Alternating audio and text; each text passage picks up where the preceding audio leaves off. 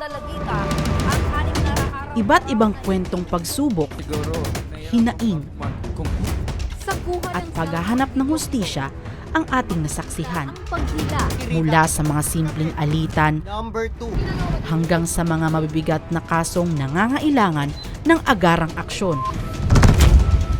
Tulong sa programa Mga paalala ng katatagan, Kaligtat. pagmamahal sa pamilya, at kahalagahan ng pagtindig para sa tama. Mga taong minsan nang nawala ng lakas, bigay ng action sa problema namin. ngunit muling bumangon dahil sa tulong ng Ako Bicol Tabang Ora mismo. Po kayo, ilang beses nyo Ngayon, Ito ang paratang ating ni Tess sa balikan kanyang ang mga asawa na isang istoryang pulis. puno ng aksyon at mga taong tumindig, mailaban lang ang kanilang karapatan. Para kay alias Tex ay pinili niyang iatras. Ito ang Best Legal Stories of 2025.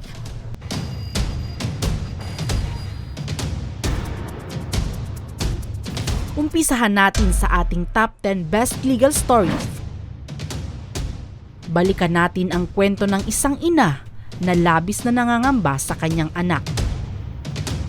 Dumulog sa ating programa si Nanay Nelia, humihingi ng tulong na mahanap ang 15 anyos niyang anak na babae.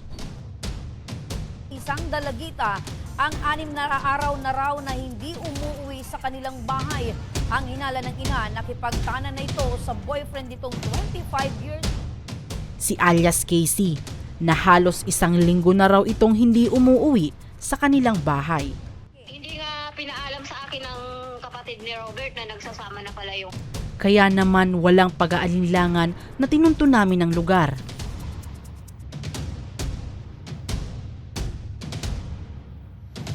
Hindi ka magbe-bless kay mama?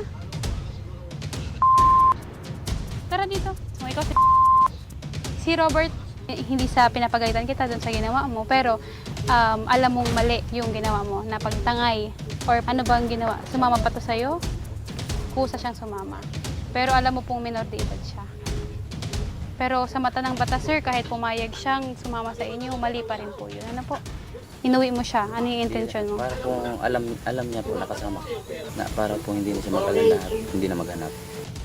May bala ka bang ibahay na tong si magsama na kayo? Meron na. Desidido ka na panagutan siya. Buntis ba siya? Buntis siya. Ikaw ang ama. Upang magkaroon ng formal na pag-uusap, inilapit namin sa barangay si Nanay Nelia, kanyang anak na si Casey at si Robert. Ramdam ang galit ni Casey sa desisyon ng kanyang ina.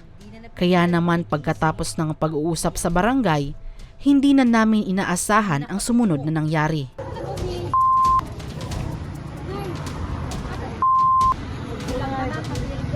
Nagdulag. Hindi mo na kundanay. Kanya pupunta. Dahil sa galit at puot na nararamdaman ni Casey, muntikan na umano itong tumalo ng tulay.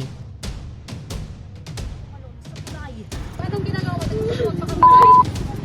Magpakamatay? Sa tulong ng GOA MPS at MSWD, muling kinausap ang mag-ina. Inalalayan din namin sila upang maihatid sa kanilang bahay. Sa balay nindo?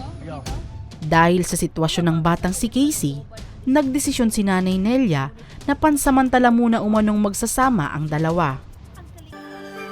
Labag man sa loob ang desisyon ni Nanay, ngunit para sa kapakanan ng kanyang anak, mas mabuti na umano ito kaysa sa tuluyang mawala sa kanya si Casey. Kaya't lubos ang pasasalamat ni Nanay Nelia sa Ako Bicol Tabang Ora mismo. Dahil sa agarang tugon ay nakabalik pa rin ang bata sa sarili nilang tahanan.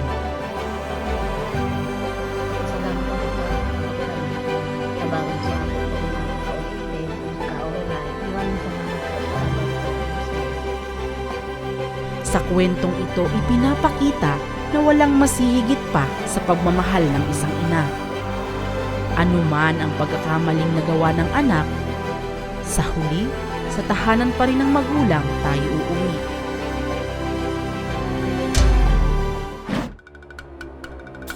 Reklamo ng isang misis tungkol sa pambababae umano ng kanyang pulis na mister. Ito ang isa pang tinutukan ng Ako Bicol Tabang Ora mismo. Dahil hindi lang isa, kundi 2 beses daw na nahuli ni Mrs. si Mister na may ibang babae. At ang masama pa rito, isa umanong minor de edad ang pangalawang kabit ng kanyang mister. Ay isang minor de edad na raw umano ang nakakita ng kanyang mister.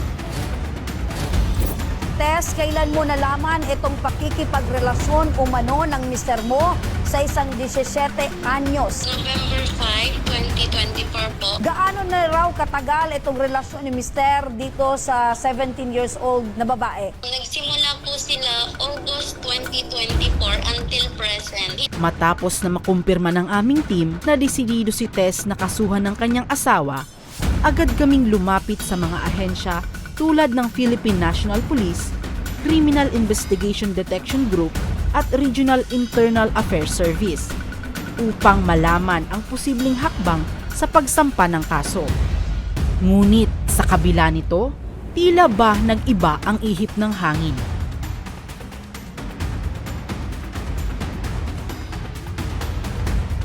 At hindi niya na itutuloy ang kaso.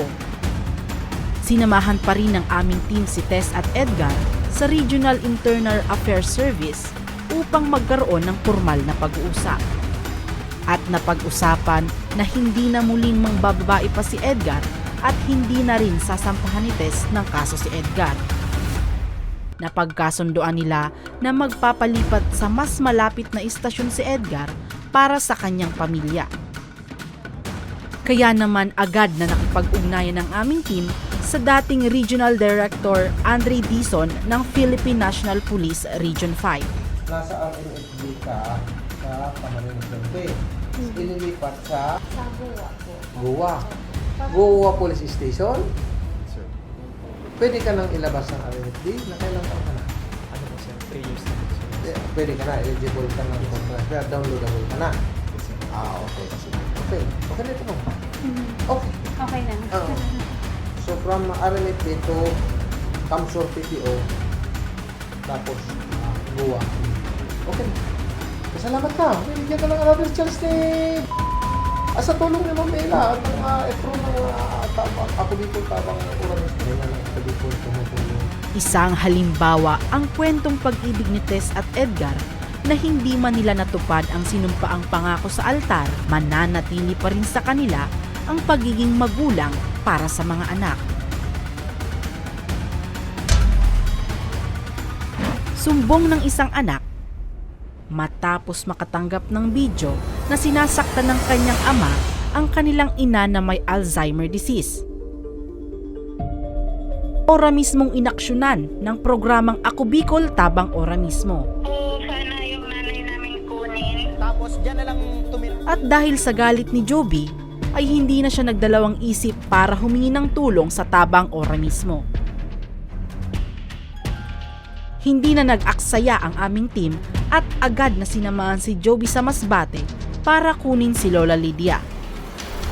Pero imbis na sa bahay ang diretso, pinigilan kami ni Joby dahil daw sa hindi maya-maya pa ay pinag-usapan ang nangyaring pananakit kay Lola Lydia. At dito, matapos ang pag-uusap sa barangay hall, ay agad na pinuntahan ng aming team ang bahay ni Lola Lydia.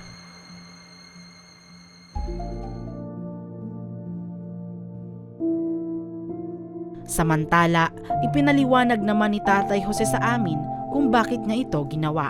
Ito na panyari dito. Medyo nasangop lang ako. Kay sa 3 dias niya nga lakat, habo na siya mag-uli dito sa balay. Naluya ko saya kay maluya na nga ni. Warang kinakaon. May ko na sa balay kay nakakaon siya. Amin to, bagan naurit man ako, napasakitan ko siya kay habo na dito sa balay mag-uli. Samantala, ipinaliwanag naman ni Tatay Jose sa amin kung bakit niya ito ginawa. Ako led, mangayo lang ako sa imong pasensya kay nasakitan ka, kay sa kanamas ko na urit na dili ka nag-uuli sa balay, kundi napasakitan ka, mangayo lang akong pasensya, led.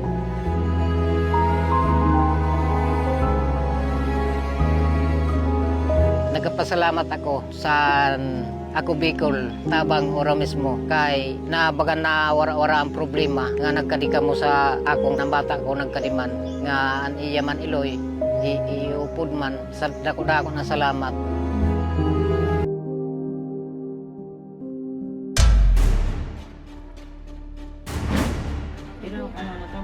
Isa rin sa mga tinugunang kaso ang minor de edad na nakipag-live-in sa kanyang 22 anyos na boyfriend sa isang lugar sa Camarines Sur.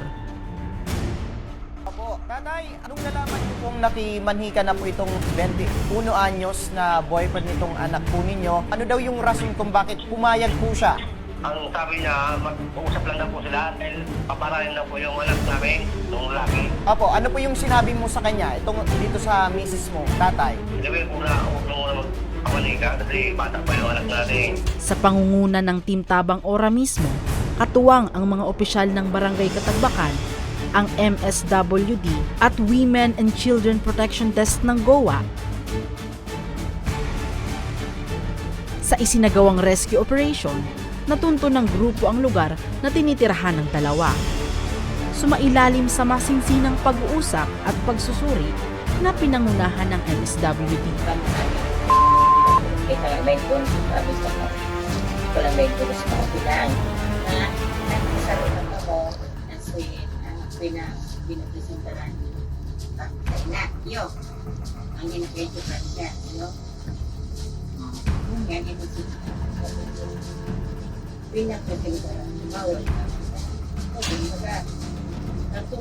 Matagumpay na nabawi ang 14 anyos na dalagitang si alias Jem mula sa kanyang kinakasama.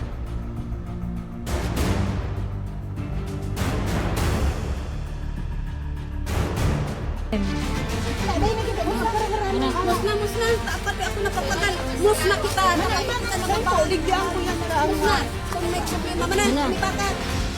Kapagalan mo yung susunod sa akin. Lumang niya. Umiba ka, Francia. Tanganin, isang problema.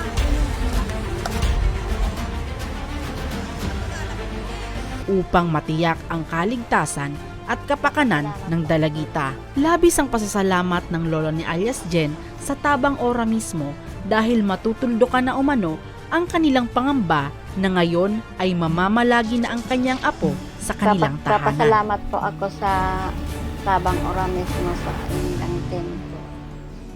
Salamat pong dakolas po. Isa sa kumurot sa ating puso ang kwento ng ating kababayan na si Angelita Orozco. Siya ay nangibang bansa sa pag-asang mabibigyan ng maayos at maginhawang buhay ang kanyang pamilya.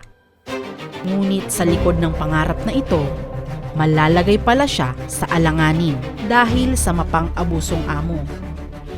Noong ika-24 ng Pebrero ngayong taon, dumulog sa programa ang mister ng biktima na si Jonel Matamorosa. Yung bata na yun, ang sasabihin, papatayin na niya kita. Labis na pangamba ang nararamdaman ni Jonel sa seguridad ng kanyang misis at ang tanging hiling niya lang ay makauwi ito ng Pilipinas. Gustong-gusto ko kasi makauwi na rin na hinahanap na siya nung anak ko, yung bunso na may sakit daw si mama niya, baka daw doon na mamatay. Ora mismo itong inaksyonan ng programa at wala pang isang linggo na itakda ang pag-uwi ni Angelita. Darating na po siya ng Pilipinas next week po, February 27, 2025 po, 10 a.m. po ng umaga po. Maraming salamat po, madam. Ating sinamahan si Tatay Jonel mula sa pagsundo sa airport hanggang sa maihatid ito ng ligtas sa kanilang bahay. Sa kwentong ito, nasaksihan natin ang sakripisyo at katatagan ng ating mga magigiting na kababayan. Mga tunay na larawan ng libu-libong OFW na patuloy na nakikipagsapalaran sa ibang bansa para sa kanilang mga pamilya.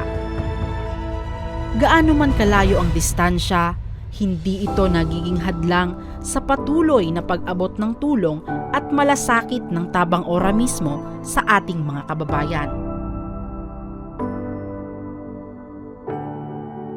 Ito ang samut-saring istorya. Tampok ang mga problemang may kaakibat na agarang aksyon mula sa Tabang Ora mismo. Ngunit hindi dito nagwawakas ang aming serbisyo. Dahil sa mga darating pang taon, asahan ninyong kami ay patuloy ninyong makakasama sa paglutas sa inyong mga problema.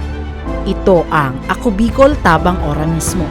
Tiga, ako po, si Nomer Corporal. Happy weekend mga ka-aksyon! Ito po ang programang May Paninindigan. Tutugon po sa inyong pangangailangan. Ako naman po si Remy Araneta Mendones. Magandang hapon at salamat! At ito ang Tabang Ora mismo.